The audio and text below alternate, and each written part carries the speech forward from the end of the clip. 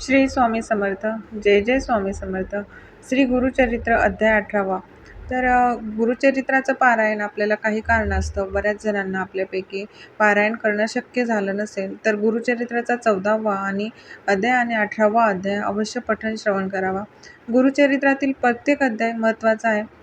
प्रत्येक अध्यायाची विशिष्ट आपली फलश्रुती आहे, त्याचं महत्त्व आहे. परंतु 14वा अध्याय आणि 18वा अध्याय ज्यांना कल्पतरू म्हटलं जातं, आपली कुठलीही मनोकामना पूर्ण करणारा असा हा अध्याय आहे.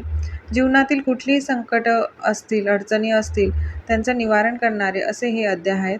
मग 14वा अध्याय किंवा 18वा अध्याय नित्यसेवेमध्ये कसे पठण करायचं असतं, संकल्प न करता याची उपासना कशी करायची, त्यासाठी कुठले नियम पाळायचे, आपल्याला संकल्प करून किंवा न संकल्प करता पण तुम्ही या अध्यायाचे दररोज किंवा जमेल तसं श्रवण पठण केले पाहिजे.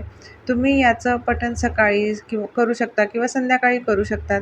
नाहीच सेवा रोज जर सेवा आपल्याला ही जमत नसेल, आपल्याला रोज श्रवण पठण करायला जमत नसेल तर दर गुरुवारी ही सेवा तुम्ही अवश्य करायची आणि त्याचा लाभ घ्यायचा आहे. हा अध्याय गरिबी दूर करणारा आहे आणि आपल्याला लक्ष्मीची कृपा मिळवून देणारा आहे.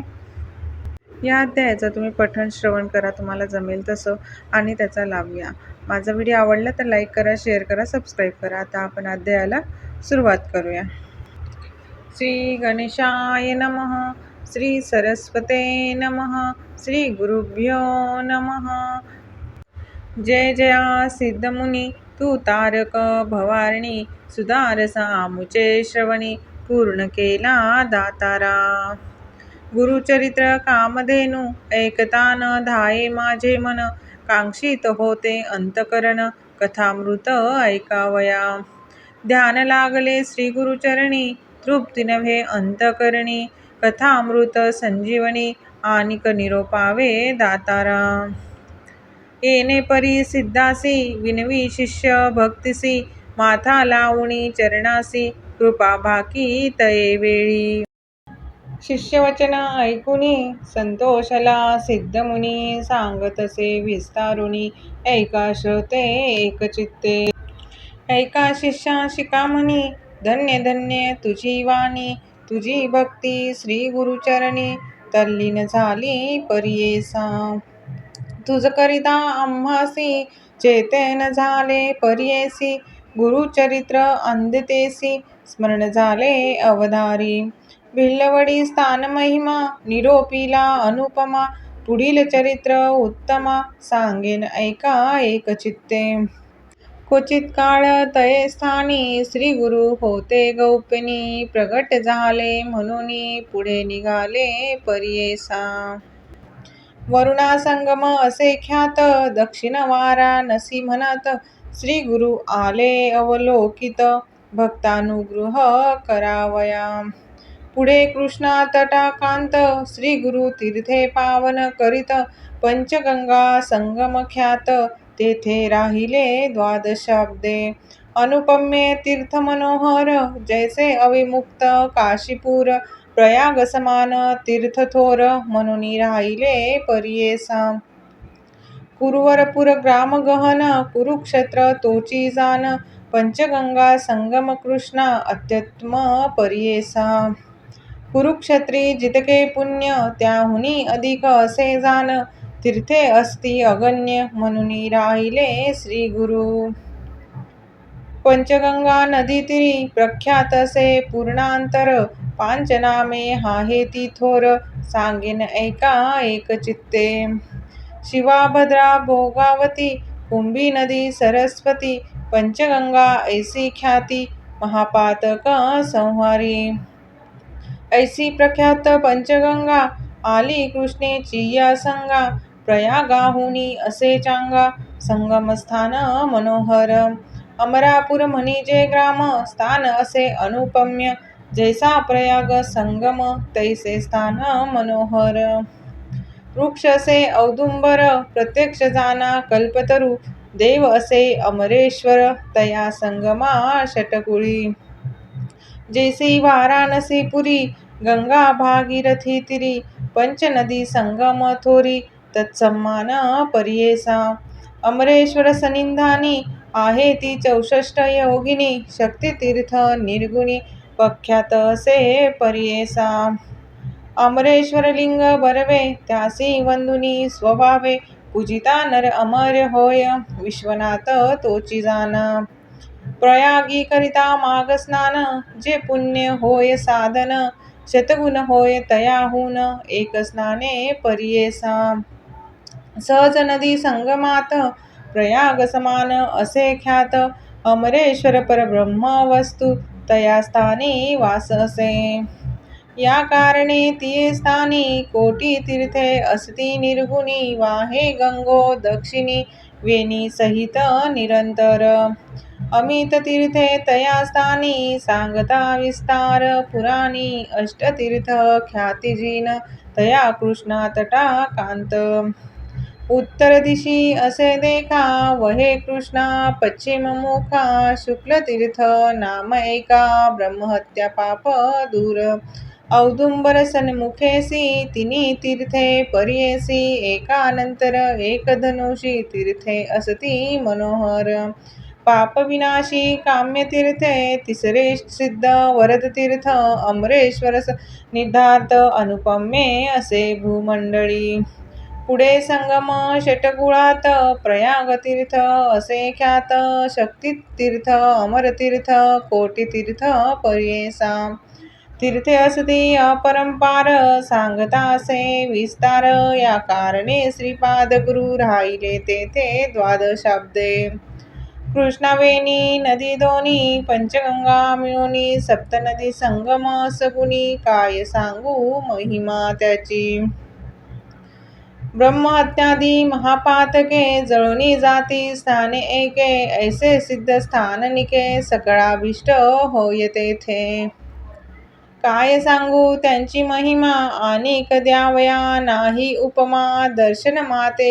होती काम्य स्नानफळ काय वर्णो साक्षात कल्पतरू असे वृक्ष औदुंबर गौप्य होऊनी अगोचरू राहिले श्री गुरु तया स्थानी भक्तजन तारणार्थ होणार असे ख्यात राहिले तेथे श्री गुरुनाथ म्हणून प्रकट झाले जाना असता पुढे वर्तमानी भिक्षा करावया प्रतिदिनी अमरापूर ग्रामी जाती श्री गुर परियेसा तया ग्रामी द्विज एक असे वेद भाष्यक त्याची भार्या पतिसेवक पतिव्रता शिरोमणी सुक्षी नसे तो ब्राह्मण शुक्ल भिक्षा करी आपण कर्ममार्गी आचरण असे सात्विक वृत्तीने तया विप्र मंदिरात असे वेल उन्नत शेंगा निगती नित्य बहुत त्याने उदरपूर्ती करी एखादे दिवशी त्या ब्राह्मणासी वरून मिळे परियेसी तया शेंगा ते राधुनी ही हर्षी दिवसक्रमी येणे परी ऐसा तो ब्राह्मण दरिद्री याच कारणे उदर भरी पंचमहायज्ञ कुसरी अतिथी पूजा भक्तीने वर्तता श्री गुरु एके दिवशी तया विप्र मंदिरासी गेले आपण भिक्षसी नेले विप्रे भक्तीने भक्तिपूर्वक श्री गुरुसी पूजा करीतो षोडशी घेवडे शेंगा बहुवसी केली होती पत्रशाखा भिक्षा करून ब्राह्मणासी आश्वासिती गुरु संतोषी गेले तुझे दरिद्र दोषी म्हणून निगती तये वेळी तया विप्राचे गृहात जो का होता वेल उन्नत घेवडा नाम विख्यात अंगण सर्व वेष्टिले असे तया वेलाचे झाड मूळ श्री गुरु मूर्ती छेदिती तात्काळ टाकूनी देती परिंबळे गेले आपण संगमासी विप्रवनिता तये वेळी दुःख करीती पुत्र सकळी म्हणती पाहा हो दैवबळी कैसे अदृष्ट आपुले आम्ही तया येतीश्वरासी काय उपद्रव केला त्यासी आमुचा ग्रास छेदुनी कैसी टाकुनी दिला भूमीवरी ऐसे परी ते नारी दुःख करी नाना परी पुरुष तिचा कोप करी म्हणे प्रारब्ध प्रमाण म्हणे स्त्रियेसी तये वेळी जे जे होणार जया काळी निर्माण करी चंद्रमौळी तया आदीन विश्वजान. विश्वव्यापक नारायण उत्पत्ती स्थिती लया कारण पिपीलिकादी स्थूळ जीवन समस्तार पुरवितसे. आयुरन्न प्रयचित्त ऐसे बोले वेदश्रुती पंचानन आहार हस्ती केवी करी प्रत्यही. 84 लक्ष जीवराशी स्थूल सूक्ष्म समस्तांसी निर्माण केले आहारासी मग उत्पत्ती तदनंतरे. रंकरायासी एकदृष्टी करुणी निक्षेपण सकृत अथवा दृष्टकृत्य जाण आपुले आपणची भोगणे पुढल्यावरी काय बोल.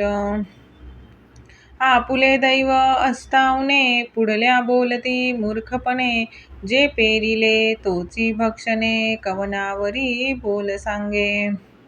बोल ठेविसी यतीश्वरासी आपुले आर्जवन विचारिसी ग्रास हरितला मनसी अविद्यासागरी बुडोनी.